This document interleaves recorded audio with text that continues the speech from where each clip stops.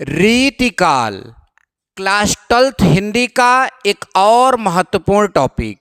जैसा कि आपको पता है, इस समय हम क्लास 12th हिंदी का पद्य साहित्य का विकास पढ़ रहे हैं। हिंदी पद्य साहित्य के विकास में अभी तक हम आप सभी को आदिकाल, जिसे वीरगाथा काल कहते हैं, उसके बारे में पढ़ा दिया गया है। दूसरा भक्तिकाल, जिसको पूर्व उत्तर मध्यकाल भी कहते हैं, और साथ ही साथ जो है हिंदी काव्य का स्वर्ण जो है युग भी कहा जाता है, उसके बारे में हमने आपको पढ़ा दिया। बच्चों, आज की क्लास में हम पढ़ने जा रहे हैं रीतिकाल।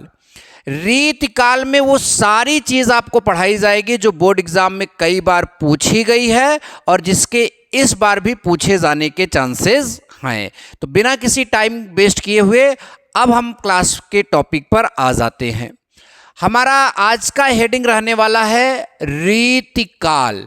तो इसमें हमारा नोट्स आप खुद ही देख रहे हैं, बहुत संक्षेप में है और वही चीज़ें शामिल की गई जो आपके परीक्षा के दृष्टि से इम्पोर्टेंट है। ठीक, तो रीतिकाल की समय सीमा की बात करें बच्चों, तो समय सीमा दो प्रकार की है, एक विक्रम संवत और एक ईस्वी वाला।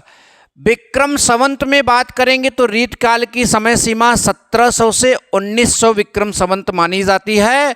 और इसमें अगर हम बात करें जो है ईस्वी में, तो 1643 से 1843, यानी संवत से अगर आप 67 घटा देते हो तो जो आपका वहाँ 67 या 57 घटा देते हो तो आपका जो है ईस्वी प्राप्त हो जाता है।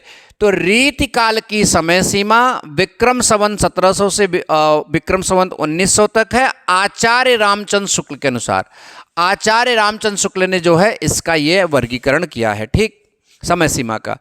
रीतिकाल के अन्य नाम बहुत बहुत इंपॉर्टेंट है बच्चों, पूछा जाता है कि रीतिकाल का अन्य नाम क्या है, और ये भी पूछा जाता है कि ये नाम किसने दिया है। तो हम सारी बातों की चर्चा यहाँ पर करेंगे।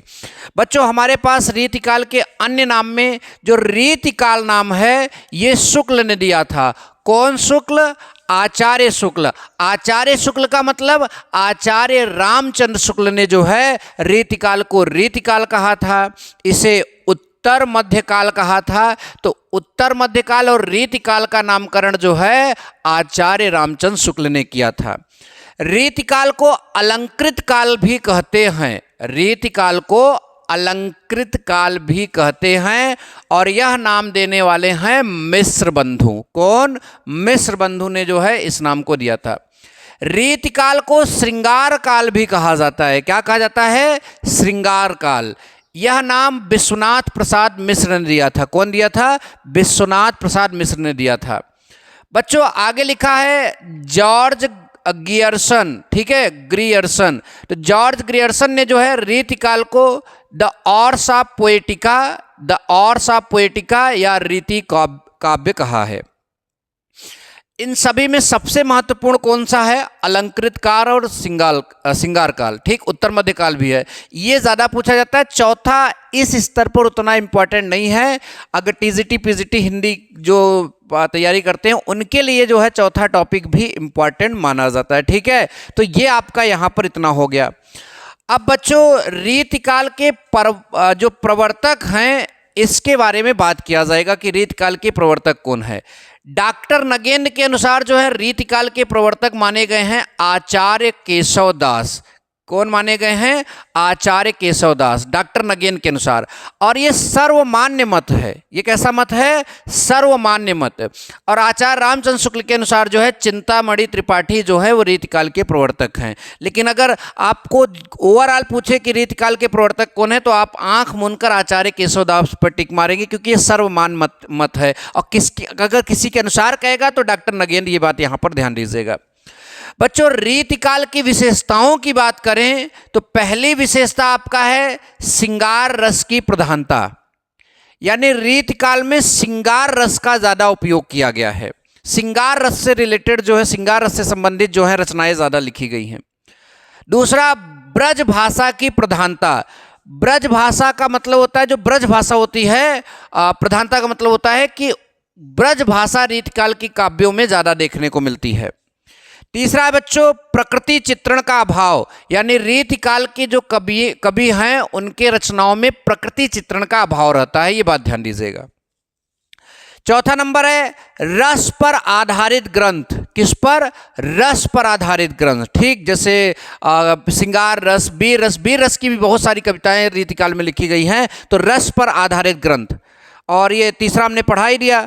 पांचवा नंबर हम लोगों का है बच्चों यहाँ पर अलंकार पर आधारित ग्रंथ, यानी इस ग्रंथ में अलंकार शामिल किए गए हैं, इस ग्रंथ में अलंकार का प्रयोग किया गया है। नेक्स्ट आपका है काव्यांग विवेचन, यानी काव्यों की विवेचन, काव्यों के जो अंग होते हैं उनकी विवेचना इस मतलब युग के कवियों ने किया है, और इस युग के कवियों की रचनाओं में ये विशेषता भी देखने को मिलती है। ठीक, तो अभी तक हमने चर्चा किया रीतिकाल, जिसमें बात किया समय सीमा विक्रम संवत 1700 से 1900 तक है आचार्य रामचंद्र शुक्ल के अनुसार, जो सर्वमान्य है। 1643 से जो है 1843 तक जो है ईस्वी में है। रीतिकाल के अन्य नाम में रीतिकाल और उत्तर मध्यकाल शुक्ल ने दिया है। अलंकृत काल जो है मिश्र बंधु ने दिया है। श्रृंगार काल जो है विश्वनाथ प्रसाद मिश्र ने दिया है। द आवर्स ऑफ पोएटिका, जिसको रीतिकाव्य भी बोलते हैं, जॉर्ज ग्रियर्सन ने दिया है। ठीक, रीतिकाल के प्रवर्तक की बात करें आचार्य केशवदास, डॉक्टर नगेन, कोष्टक में लिख लीजिएगा सर्वमान्य मत। ठीक, और आचार्य रामचंद्र शुक्ल के अनुसार जो है चिंतामणि त्रिपाठी हैं। रीतिकाल की विशेषताओं में पहली विशेषता श्रृंगार रस की प्रधानता, दूसरी ब्रज भाषा की प्रधानता, तीसरी प्रकृति चित्रण का अभाव, चौथा आपका जो है रस पर आधारित ग्रंथ, पांचवा अलंकार पर आधारित ग्रंथ, और छठवां काव्यांग विवेचन, यानी काव्यों के अंगों की विवेचना इस मतलब कि युग में रचनाओं में देखने को मिलती है, इस युग की रचनाओं में देखने को मिलती है। यह सबसे ज़्यादा इंपॉर्टेंट है। रीतिकाल की जब बात आती है तो सबसे ज़्यादा महत्वपूर्ण यही है, इससे ही प्रश्न उठाता है। ठीक, ध्यान दीजिए। तो रीतिकाल के कवियों का वर्गीकरण यहाँ पर हो रहा है। रीतिकाल के कवियों का वर्गीकरण हो रहा है कि रीतिकाल के कवि जो हैं वो कितने भाग में विभाजित हैं। 3 भाग, रीतिबद्ध कवि, रीति सिद्ध कवि और रीत मुक्त कवि। पहला क्या है? रीतबद्ध कवि, दूसरा रीति सिद्ध कवि और तीसरा रीत मुक्त कवि। बच्चों रीतबद्ध कवि में जो है नाम आएगा केशवदास का, चिंतामणि का, मतीराम का, भिखारी दास का, ग्वाल का, भूषण का, पद्माकर का, जसवंत सिंह। इसके अलावा भी नाम हैं, लेकिन यहाँ वही नाम लिए गए हैं जो मोस्ट इंपॉर्टेंट है। इससे बाहर 12th में तो नहीं पूछा जाता। फिर से नाम देख लीजिए रीतिबद्ध कवि में केशवदास, चिंतामणि, मतीराम, भिखारी दास, ग्वाल, भूषण, पद्माकर, जसवंत सिंह। रीत सिद्ध कवि की बात करें तो बिहारी, वृंद, बेनी, विक्रमादित्य और जो है कृष्ण कवि। कौन? ये कृष्ण लिखा है, कृष्ण कवि। बिहारी प्रमुख हैं, अभी उसकी भी बात करेंगे, जो हमने यहाँ डिब्बा बना दिया है इसका भी मतलब बताएंगे आपको। रीत मुक्त कवि की बात करें तो घनानंद, बोधा, आलम, ठाकुर, द्विज देव। घनानंद, बोधा, आलम, ठाकुर, द्विज देव, ये रीत मुक्त कवि हैं। अब बच्चों ये जो यहाँ डिब्बा में लगा है इसका क्या मतलब है? देखिए, अब रीतिबद्ध में बहुत सारे कवि हैं, तो ऐसा कोई कवि जो सारे कवियों का प्रतिनिधित्व करता है उनको प्रतिनिधि कवि कहते हैं। ठीक, तो यहाँ पर जो है बच्चों केशवदास जो है रीतिबद्ध में जो है प्रतिनिधि कवि हैं। क्या हैं? प्रतिनिधि कवि। बिहारी जो है रीत सिद्ध में जो है प्रतिनिधि कवि हैं। घनानंद जो है रीत मुक्त कवि में जो है प्रतिनिधि कवि हैं। बच्चों एक बात यहाँ पर देखिए, रीतिकाल कवियों का जब वर्गीकरण कर रहे हैं तो ये 3 भाग में बांटा गया है। तो ये 3 भाग किनके अनुसार बांटा गया है?